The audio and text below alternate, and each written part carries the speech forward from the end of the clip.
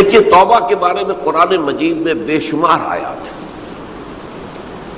اور توبہ جو ہے ہماری دینی تعلیمات کا ایک اہم ستون ہے۔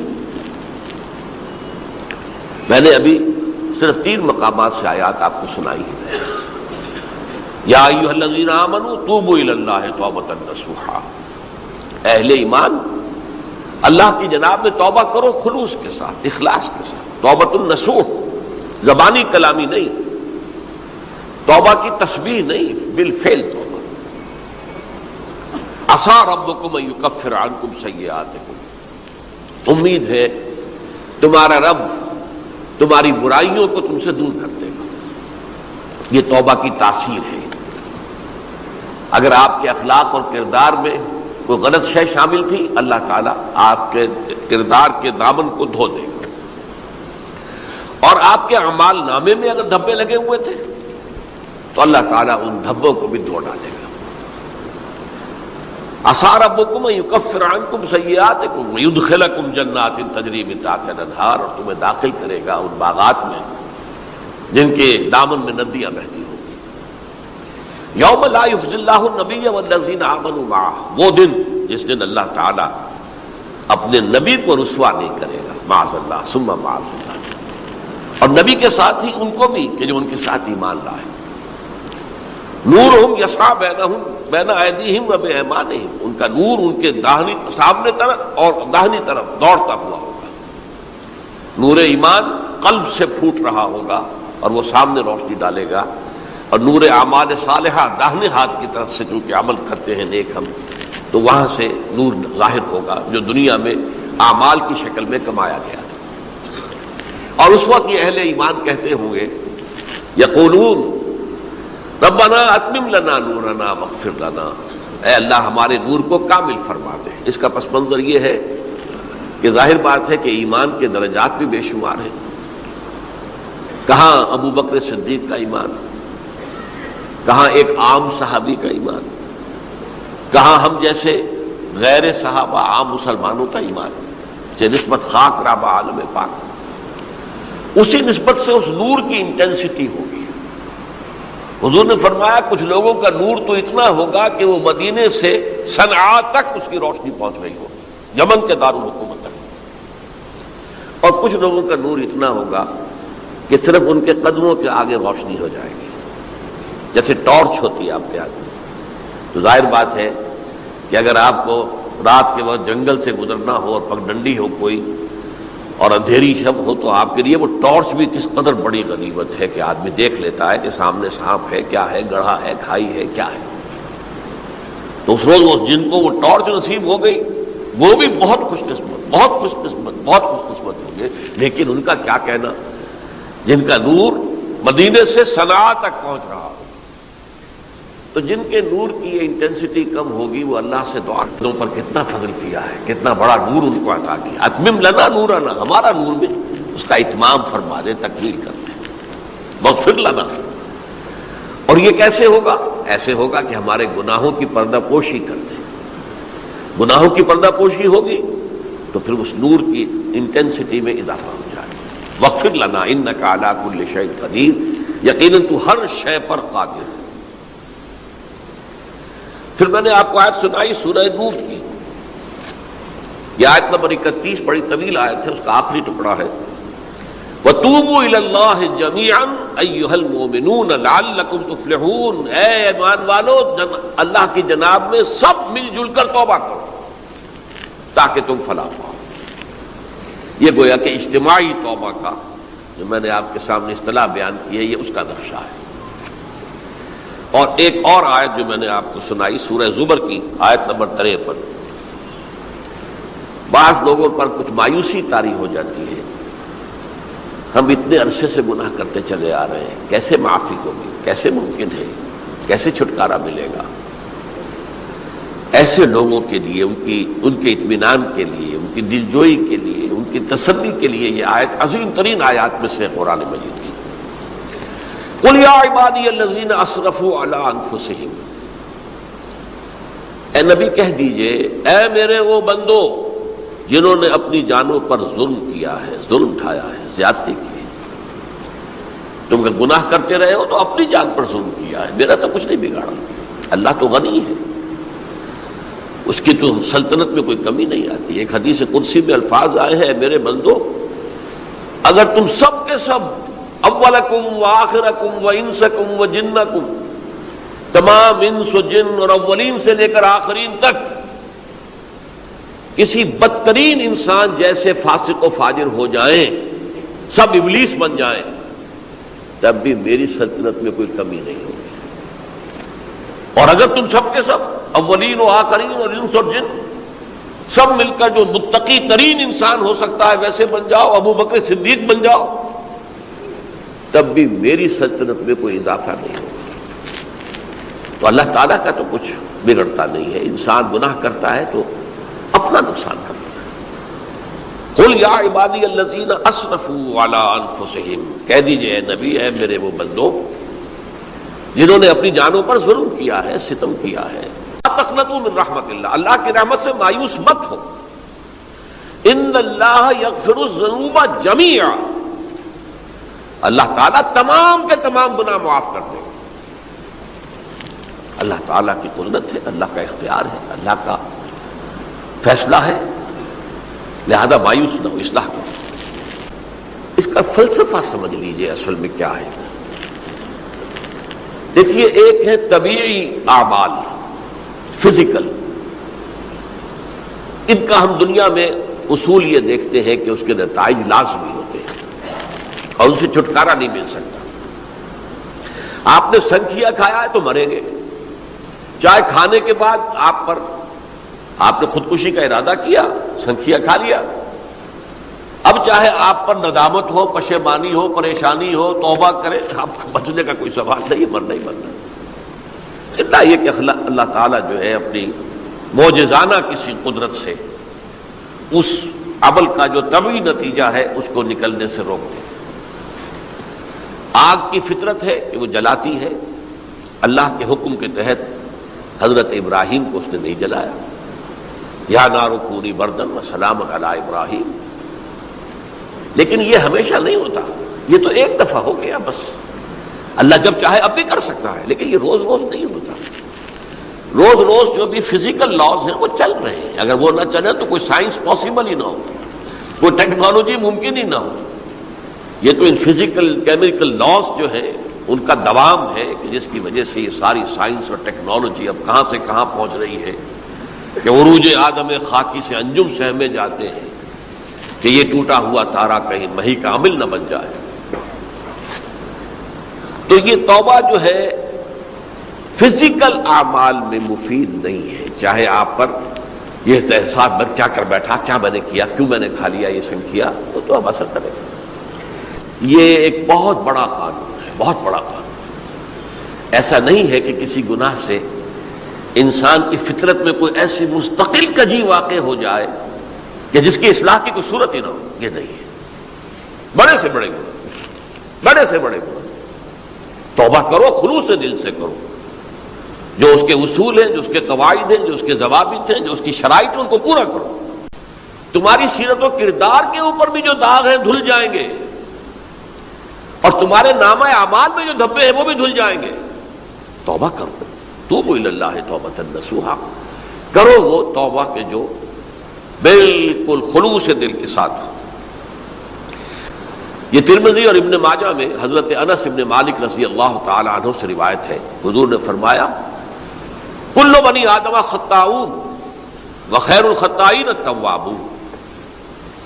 تمام بنی آدم خطا کار ہیں، خطا کار بھی نہیں، بہت خطا کار ہیں، بہت خطا کار ہیں. لیکن ان خطا کاروں میں بہتر لوگ وہ ہیں کہ جو خوب توبہ کرتے ہیں. غلطی ہو گئی توبہ کر لو. اور ایک اور حدیث میں آپ کو بتاؤں گا کہ یہ نہیں ہے کہ پھر کبھی وہ غلطی نہ ہو. اس وقت آپ یہ لگا لیں اپنے اوپر یہ کام میں نے نہیں کرنا، اور ایک دفعہ وہ کام چھوڑ دیں تو توبہ ہو گئی. پھر اگر کچھ عرصے کے بعد پھر کہیں آپ جذبات کی رو میں بہہ گئے، پھر کہیں کوئی برے اثرات جو ہے وہ پڑے، پھر غلطی، کوئی بات نہیں، پھر توبہ کرو. پھر ہو گیا پھر توبہ کرو. تواب اسی لیے کہا بار بار بار بار بار بار توبہ کرنے والے. تو کل بنی آدم خطاؤون وخیر الخطائین التوابون. ایک حدیث تو پڑھ کر میں بھی چونکا. مایوسی یہ ابلیسیت ہے، نوٹ کر لیجئے اس کو. مایوسی ابلیسیت کا عکس ہے. مبلس کہتے کسے؟ جو مایوس ہو گیا. ابلیس سب سے بڑھ کر مایوس جو ہے وہ ابلیس ہے. اسے معلوم میرا چھٹکارا تو نہیں ہے، لہذا میں جتنوں کو اپنے ساتھ لے کر جہنم میں جھونک دوں یہی میری کمائی ہے، میں نے تو بچنا نہیں. تو ابلیس کہتی ہے اس کو جو انتہائی مایوس، مبلس، جو رحمت خدا بندی سے مایوس ہو چکا. اب اس کو دور کرنے کے لیے حدیث سنیے، اور یہ حدیث مسلم شریف کی ہے، صحیحین کے اندر، حضرت ابو ہریرہ سے. حضور فرماتے ہیں والذی نفسی بیدہ، قسم ہے اس ذات کی جس کے ہاتھ میں میری جان ہے، لو لم تذنبوا، اگر تم لوگ گناہ نہ کرتے، لذهب اللہ بکم، تو اللہ تعالیٰ تمہیں لے جاتا کہیں اور، ولجاء بقوم یذنبون، اور پھر کسی ایسی مخلوق کو پیدا کرتا ہے جو گناہ کرتے، فیستغفروا اللہ، اور پھر وہ اللہ سے استغفار کرتے اور توبہ کرتے، فیغفر لہم، اور اللہ تعالیٰ انہیں معاف کر دیتا. تو میں نے عرض کیا کہ یہ بعض چیزیں ہوتی ہیں کہ جن کا واقع سے کوئی تعلق نہیں ہوتا، لیکن ایک زور بیان کے لیے، ایک بات کو ایمفیسائز کرنے کے لیے، جیسے قرآن مجید میں آتا ہے، اے نبی کہہ دو ان کان للرحمن ولد فانا اول العابدین، اگر اللہ کا کوئی بیٹا ہو تو میں سب سے پہلے میں اس کو پوجوں گا. جب میں اللہ کو پوجتا ہوں تو اللہ کا اگر کوئی بیٹا ہوتا تو کیا میں اسے نہ پوچھتا؟ لیکن نہیں ہے. اب یہ نہیں ہے، نفی کے لیے زور دیا کہ اگر اللہ کا کوئی بیٹا ہوتا، لو کان للرحمن ولد فانا اول العابدین. اسی طرح یہ ہے کہ اگر انسان گناہ نہ کرتے اور میں اس کو معاف نہ کرتا تو میری شان غفاری کا ظہور کیسے ہوتا؟ میری شان ہے نا، غفار بھی ہوں، ستار بھی ہوں، اس کا ظہور کیسے ہوتا؟ تو والذی نفسی بیدہ لو لم تذنبوا لذهب اللہ بکم ولجاء بقوم یذنبون فیستغفر اللہ فیغفر لهم. اگر تم لوگ گناہ نہ کرتے تو اللہ تمہیں ختم کر کے کوئی اور ایسی مخلوق پیدا کرتا کہ جو گناہ کرے اور پھر وہ توبہ کرے اور اللہ اسے معاف کرے. اسی سے ملتی جلتی ایک حدیث ہے، یہ امام احمد اور امام بہقی لائے ہیں، اور اس کے راوی حضرت علی ہے رضی اللہ تعالی عنہ. ان اللہ یحب العبد المؤمن المفتن التواب، اللہ تعالیٰ کو بہت محبت ہے، یحب. اب دیکھیے ایک طرف وہ آیات ذہن میں لائیے، اللہ تعالیٰ کن سے محبت کرتا ہے؟ واللہ یحب المحسنین. یا وہ لوگ ان اللہ یحب الذین یقاتلون فی سبیلہ صفا کانہم بنیان مرصوص، اللہ محبت کرتا ہے اپنے ان بندوں سے جو اس کی راہ میں جنگ کرتے ہیں صفے باندھ کر، گویا سیسا پلائی ہوئی دیوار ہے. یہ ہے مثبت کام، نیک کام، محسنین، اللہ کی راہ میں قتال کرنے والے. یہاں اس کے برعکس کہا جا رہا ہے ان اللہ یحب، اللہ تعالیٰ محبت کرتا ہے اپنے اس بندے سے، العبد المومن، جو مومن ہو. اس کی ایک اور بڑی پیاری حدیث آئے گی، المفتن التواب، جو بہت فتنوں میں مبتلا ہو جاتا ہو اور پھر بہت توبہ کرتا ہو. مفتن التواب، لیکن ساتھ ہی پلٹتا ہو، رجوع کرتا ہو، پھر اللہ کے حضور میں حاضر ہوتا ہو، پھر معافی مانگتا ہو. اللہ تعالیٰ کو اپنا ایسا بندہ بہت پسند ہے. اب میں کچھ اور حدیثیں آپ کو سنا رہا ہوں. توبہ کا دروازہ دو اعتبارات سے کہا گیا ہے کہ ایک وقت آنے پر بند ہو جاتا ہے. ایک حدیث کے تو الفاظ میں نوٹ کر کے نہیں لایا ہوں کہ اللہ تعالیٰ نے توبہ کا ایک دروازہ اتنا چوڑا کھلا رکھا ہوا ہے کہ جس کو عبور کرنا جو ہے وہ سال ہر سال میں ممکن ہو، اور یہ بند نہیں ہوتا جب تک کہ سورج مغرب سے طلوع نہ ہو جائے. یہ قیامت کی جو آخری، قریب قیامت کی جو آخری نشانیاں ہیں ان میں سے.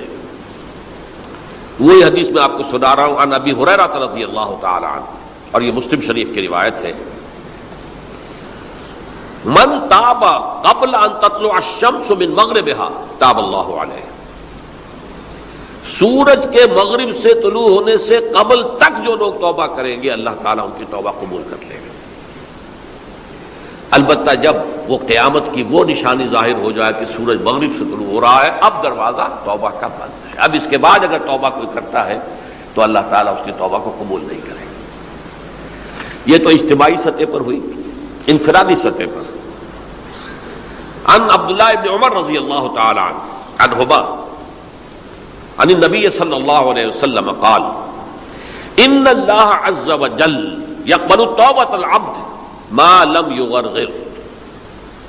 یہ ترمذی میں ہے، حضرت عبداللہ ابن عمر رضی اللہ تعالی عنہما سے، کہ اللہ تعالیٰ اپنے بندے کی توبہ قبول کرتا ہے جب تک کہ وہ جسے ہم کہتے ہیں گھنگرو نہ بولنے لگے حلق کے اندر، جبکہ نزع عالم نزع ہو اور جان جو ہے وہ آ کر پھر یہاں اٹکتی ہے، تو اس وقت تک دروازہ کھلا ہے توبہ کا۔ لیکن جب یہ شکل ہو گئی تو دروازہ بند ہے۔ یہ انفرادی سطح پر ہو گیا، جب آپ کے موت کے آثار اتنے واضح ہو گئے کہ اب جا رہے ہیں، اب توبہ کریں گے تو توبہ قبول نہیں ہوگی۔ اجتماعی سطح پر جب قیامت جو ہے اس کی وہ گھڑی آ گئی کہ سورج مغرب سے طلوع ہو گیا، اب توبہ کا دروازہ بند۔ مالک رضی اللہ تعالی عنہ سے مروی روایت ہے، جو حضور کے خادم خاص تھے، اور یہ متفق علیہ بھی ہے، یعنی بخاری میں بھی ہے، مسلم میں بھی ہے، لیکن تھوڑا سا فرق ہے الفاظ کا۔ تو جو مسلم شریف کی روایت ہے اس کے الفاظ کیا ہے؟ للہ اشد فرحا بتوبۃ عبدہ حین یتوب الیہ۔ جان لو اللہ تعالیٰ کو زیادہ خوشی ہوتی ہے اپنے کسی گناہ گار بندے کی توبہ سے جبکہ وہ توبہ کرتا ہے۔ کس سے زیادہ ہوتی ہے؟ اب اس کی ایک تمثیل دی، من احدکم، ایک ایسے شخص سے بھی زیادہ بڑھ کر خوشی ہوتی ہے، کان علی راحلتہ بارض الفلات، کہ جو بہت ہی دور دراز کے اور سنسان علاقے میں سفر کر رہا تھا، فانتحرفت منہ، تو اس کی سواری جو ہے گم ہو گئی، وعلیہا طعامہ وشرابہ، اسی پر اس کا کھانا بھی تھا اور پانی بھی تھا، اونٹنی پر سفر کر رہا تھا، اسی پر ہوتا ہے راحلہ جو ہے راستے کا سامان۔ اچانک کہیں بیٹھا ہے تھوڑی دیر کے لیے سستانے کے لیے، کہیں اونگ آ گئی اور اونٹنی صاحبہ غائب ہو گئی۔ اب آنکھ کھلی اور اس نے دیکھا، فَأَيَّسَ مِنْهَا، تلاش کر کر کے مایوس ہو گیا، کہیں اونٹنی کا سراغ نہیں۔ اب ظاہر بات ہے کسی صحرا میں یہ کیفیت، اس کا مطلب کیا ہے؟ یقینی موت۔ فَأَتَىٰ شَجَرَةً فَاسْتَجَعَ فِي ظِلِّهَا وَقَدْ أَيَسَ مِنْ رَاحِلَتِهِ، تو وہ ایک درخت کے نیچے اس کے سائے میں آ کے لیٹ گیا، گویا کہ موت کی امید میں۔ فَبَيْنَهُمَا وَهُوَ كَذَلِكَ إِذْ هُوَ بِهَا قَائِمَةٌ عِندَهُ، اس کی کہیں دوبارہ آنکھ لگی ہے، جو کھولا تو دیکھتا ہے اونٹنی تو موجود ہے، کھڑی ہے، تو وہ فوراً اس کی وہ جو رسی ہے وہ پکڑتا ہے، فَأَخَذَ بِخِتَامِهَا ثُمَّ قَالَ مِن شِدَّةِ الْفَرْقِ، اب جو اسے مسرت ہوئی اس کا آپ اندازہ کر سکتے ہیں۔ ایک یقینی موت کا معاملہ آ چکا تھا اور اچانک اللہ تعالیٰ نے وہ کھوئی ہوئی اونٹنی جو ہے وہ واپس دلا دی۔ تو وہ کہنا تو یہ چاہتا تھا، اللہ تو میرا رب ہے، میں تیرا بندہ ہوں، لیکن جسے ہم کہتے ہیں کہ خوشی کی انتہا فرط مسرت میں ایسی زبان لڑکھڑائی، اس نے کہا اللہم انت عبدی وانا ربک،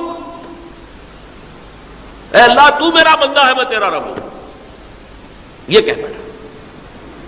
تو یہ کیا ہے؟ فرط مسرت جسے آپ کہیں گے، خوشی کی انتہا، کہ جس میں انسان جو ہے اتنی بڑی خطا کر بیٹھتا ہے۔ اللہ کو اپنے کسی گناہ گار بندے کی توبہ سے اس سے بھی زیادہ خوشی ہوتی۔ اب ظاہر بات ہے کہ تماثیل کس لیے؟ بعض لطائف، بعض حقائق اتنے لطیف ہوتے ہیں کہ ان کو بیان نہیں کیا جا سکتا بتمام و کمال، تو مثالوں کا سہارا لیتے ہیں۔ اللہ کو کتنی خوشی ہوتی کیا سمجھیں گے؟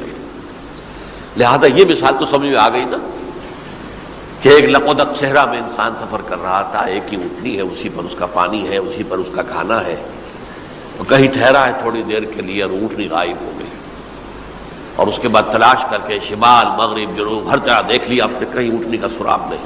اب موت کے انتظار میں لیٹ گیا کہ اچانک دیکھتا ہے کہ اونٹنی موجود ہے، تو وہ اس شدت فرح میں یہ کہہ بیٹھتا ہے اللہم انت عبدی وانا ربک انا للہ و انا الیہ راجعون۔ اب دیکھیے ایک حدیث وہ آ رہی ہے، اور اس کو یوں سمجھیے، اللہ تعالیٰ نے جو انسان پیدا کیے ہیں ان کے مزاج مختلف ہیں۔ ان میں کچھ لوگ ہوتے ہیں جو قوی ہوتے ہیں ارادے کے، جو فیصلہ کر لیا ڈٹ گئے۔ کچھ لوگوں میں وہ قوت ارادی اتنی مضبوط نہیں ہوتی، وہ ادھر ادھر سوچتے رہتے ہیں۔ کچھ لوگ جسمانی طور پر بہت توانا ہوتے ہیں، کچھ لوگ جسمانی طور پر پیدائشی طور پر کمزور ہوتے ہیں۔ تو اگر کوئی قوت ارادی کمزور رکھنے والا شخص ہے، وہ بھی تو اللہ کی تخلیق ہے، اللہ کا بندہ ہے، خطاؤں کا ظہور ہو جاتا ہے، توبہ کرتا ہے، پھر کچھ عرصے کے بعد پھر خطا کا ظہور ہو جاتا ہے، پھر توبہ کرتا ہے، تو ہم تو یہ سمجھیں گے کہ ایک حد کے بعد پھر اس کی توبہ قبول نہیں ہونی چاہیے۔ لیکن حدیث سنیے، وعن ابی ہریرہ رضی اللہ تعالی قال رسول اللہ صلی اللہ علیہ وسلم ان عبدا اذنب ذنبا، یقیناً ایک بندہ جو ہے وہ ایک گناہ کرتا ہے، فقال، پھر وہ کہتا ہے رب، اے میرے پروردگار، اذنبت فاغفر لی، مجھ سے گناہ ہو گیا ہے، مجھے معاف فرما دے۔ فقال ربہ، تو پروردگار یہ کہتا ہے اعلم عبدی ان لہ ربا یغفر الذنب ویاخذ بہ، میرا یہ بندہ یہ جانتا ہے کہ اس کا ایک رب ہے جو گناہ معاف بھی کر سکتا ہے اور سزا دے بھی سکتا ہے۔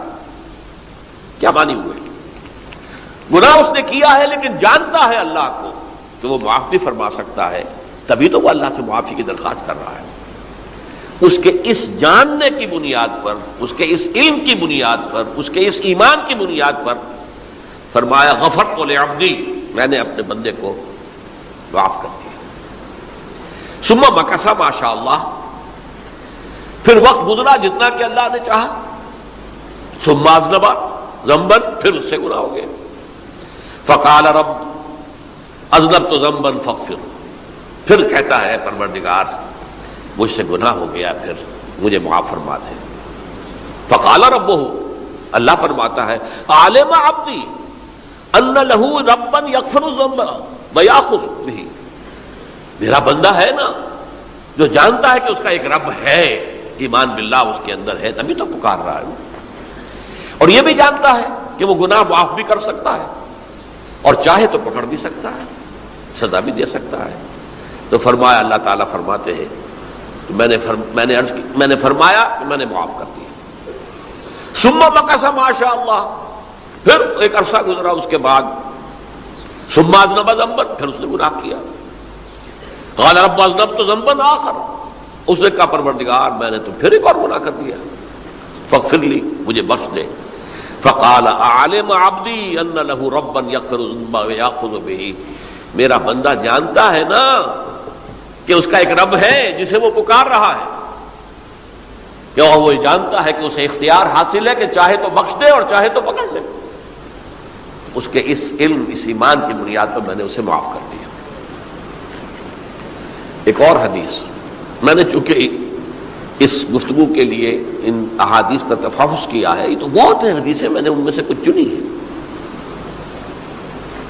ہمارے بعض واعظ ناصح وہ بھی کسی شخص کو روکتے رہے، برائیوں سے روکتے رہے، نہیں رکتا، تو کہیں غصے میں آ کے اللہ تجھے کبھی معاف نہیں کرے گا۔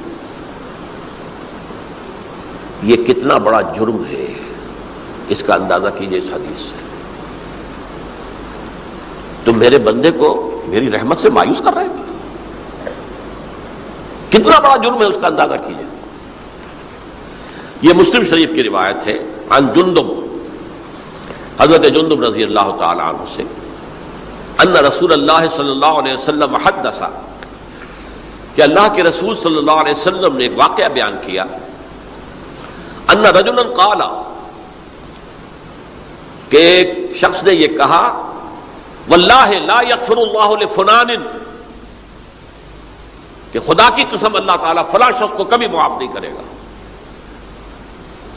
وَأَنَّ اللَّهَ تَعَالَى قال اس پر اللہ تعالیٰ نے یہ فرمایا منزل الذی یتعالی علیہ یہ کون ہے جو میرے اوپر حکومت کرنے والا آ گیا جو میری طرف سے حکم لگا رہا کہ میں کبھی معاف نہیں کروں گا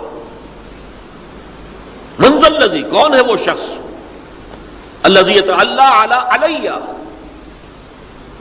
انی لا اغفر لفلان کہ میں فلاں شخص کو کبھی معاف نہیں کروں گا قد غفرت لفلان اس کو تو میں نے معاف کر دیا واحبطت عملا اس شخص کے تمام اعمال میں نے ضائع کر دیے کہ تم نے میرے بندے کو مایوس کیا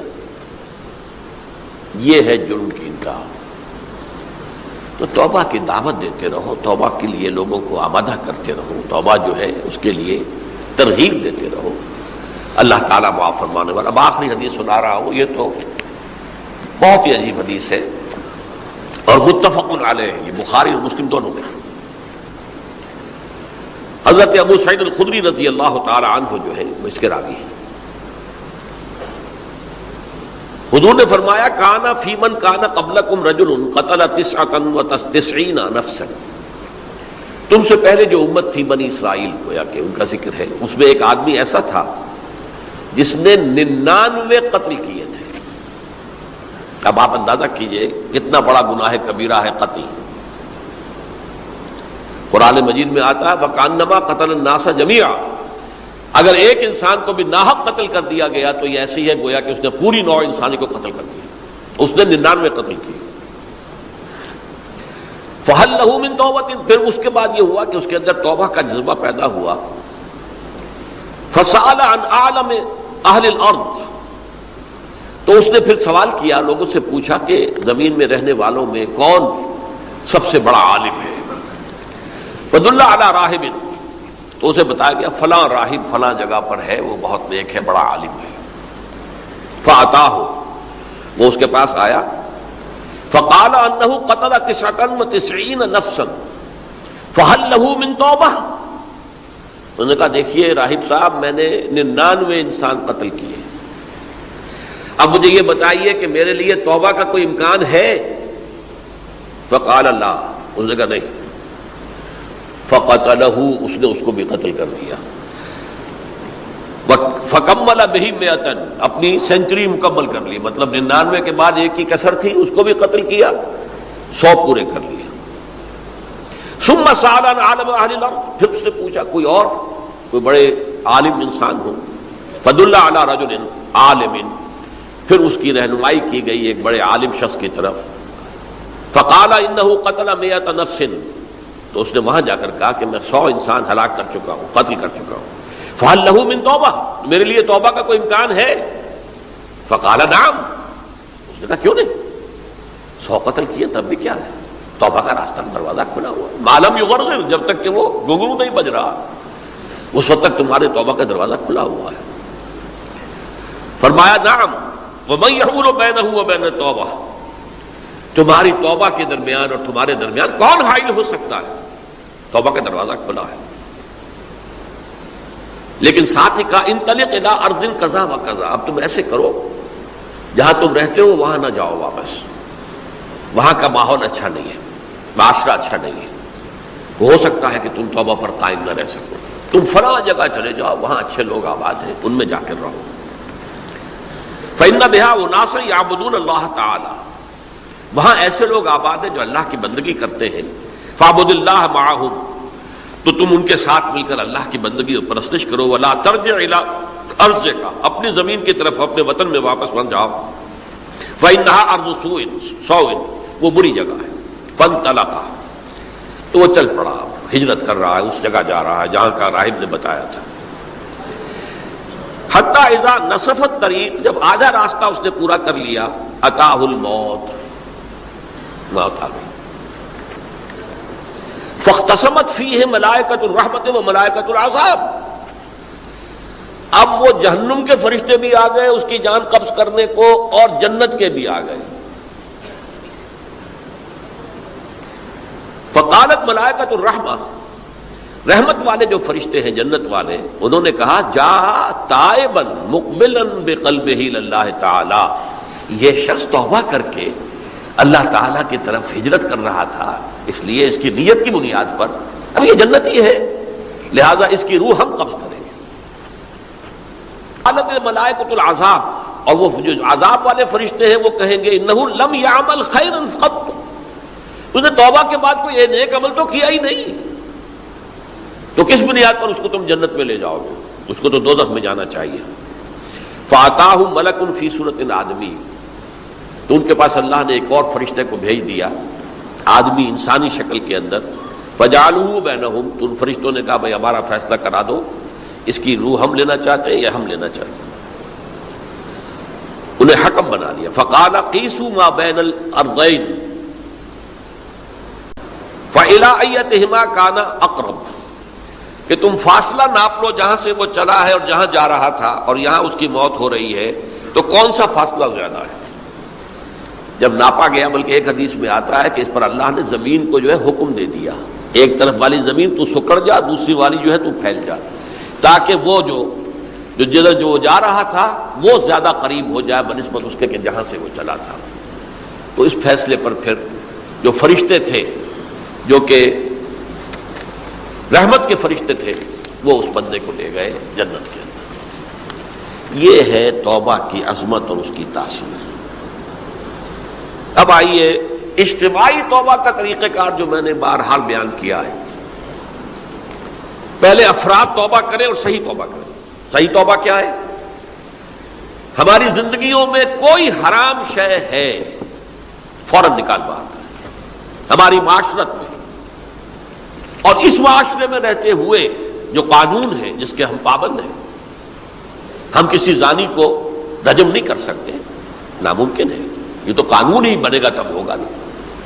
ہم کسی چور کا ہاتھ نہیں کاٹ سکتے، تو قانون بنے گا تو ہوگا۔ تو ہم جن چیزوں پر عمل نہیں کر سکتے قانوناً، ان کے علاوہ باقی پوری شریعت جس پر عمل کیا جا سکتا اس پر عمل پیرا ہونا ہے۔ بینکوں کو آگ لگا دیں گے تبھی سود تو ختم نہیں ہوگا، لیکن یہ تو کر سکتا ہوں نا کہ براہ راست سود میں ملوث نہ ہوں، سود پر قرضہ لے کر اپنا کاروبار نہ چمکاؤں نہ بڑھاؤں، سود پر قرضہ لے کر اپنے مکان نہ اونچا کروں، یہ تو کر سکتا ہوں۔ تو کم سے کم جو ڈائریکٹ کسی نے قانون نہیں بنایا کہ لازم ہے آپ پر کہ آپ سودی قرضہ لیں اور اپنی بلڈنگ عالی شان بنا لیں، کسی نے نہیں کی۔ یہ اگر کر رہے تو آپ مجرم ہیں۔ آپ کے معاشرے میں کوئی قانون نہیں بنا کہ پردہ ختم، برقع حرام، مصر یہ ترکی میں تو کر دیا گیا تھا برقع حرام، وہاں تو سر کو اوپر جو ہے ڈھانپنا جو ہے، سکارف لینا بھی ممنوع ہے، یہاں تو نہیں ہے۔ پھر یہاں جنہوں نے چھوڑا ہے مجرم خود ہے۔ یہاں تو اللہ کا شکر ہے کوئی ایسا مصطفیٰ کمال پیدا آج تک نہیں ہوا ہے کہ جس نے ان چیزوں کا حکم دیا۔ ہاں ترغیب ہے، ذرائع ابلاغ کے ذریعے سے، فحاشی ہے، اریانی ہے، لیکن چوز آپ خود کرتے ہیں، فیصلے کا اختیار آپ کا اپنا ہے۔ تو جن چیزوں کے اندر بھی گناہ سے بچنے کا امکان ہے اس کو عملاً ترک کیا جائے۔ اور نمبر 2، عزم مصمم کر لیا جائے کہ اللہ اب بقیہ زندگی جتنی بھی ہے اس میں اپنی توانائیاں، اپنی قوتیں، اپنی صلاحیتیں صرف کروں گا تیرے دین کی تبلیغ اور تیرے دین کے قائم کرنے کی جدوجہد۔ عزم مصمم۔ یہ لوگ اگر 14 کروڑ میں 14 لاکھ بھی ہو جائیں، بہرحال 2-4 کی توبہ کرنے سے ملک کی قسمت نہیں بدلتی۔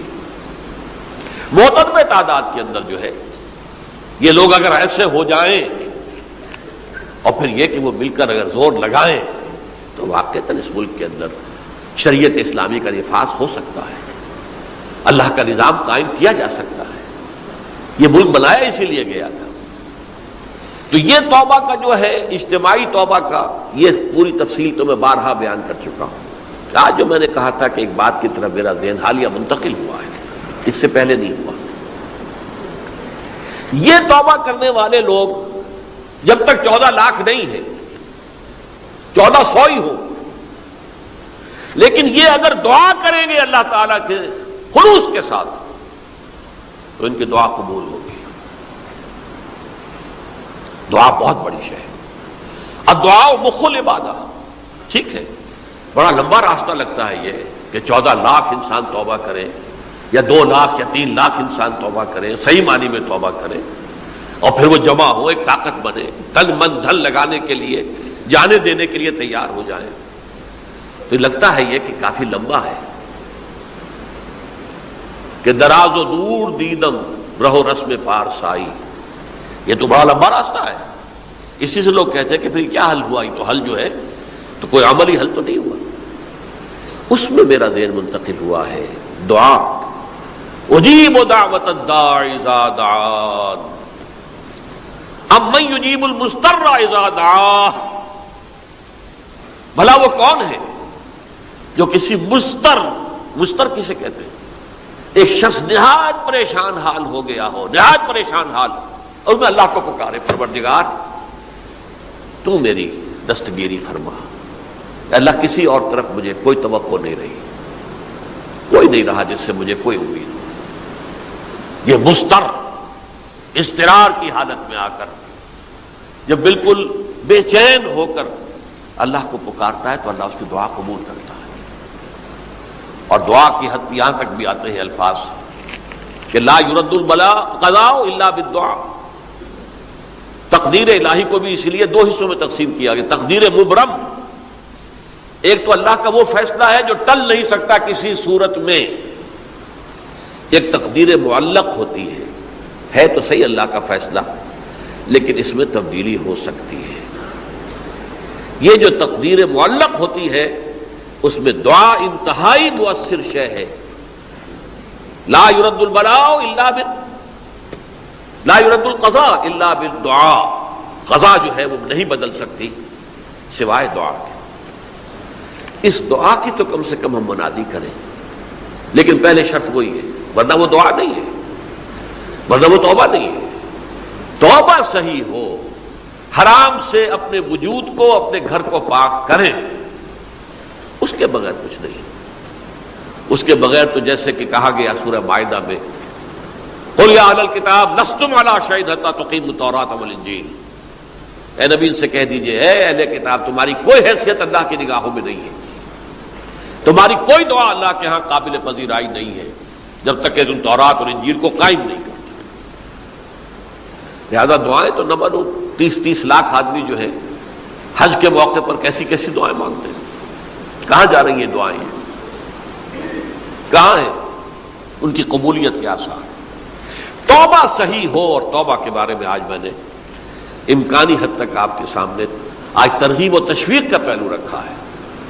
مایوسی، اس کو کہا بھی جاتا ہے مایوسی کفر ہے، اور میں نے آپ سے کہا آج کہ لا تقنطوا من رحمت اللہ ان اللہ یغفر الذنوب جميعا، 99 قتل کیے ہوں، 100 قتل کیے ہوں، تب بھی توبہ کرو گے تو اللہ توبہ قبول فرمائے گا، اور کس شان کے ساتھ قبول فرمائے گا اس حدیث کے اندر آیا، متفق علیہ حدیث، صحیح بخاری اور صحیح مسلم کے اندر ہے۔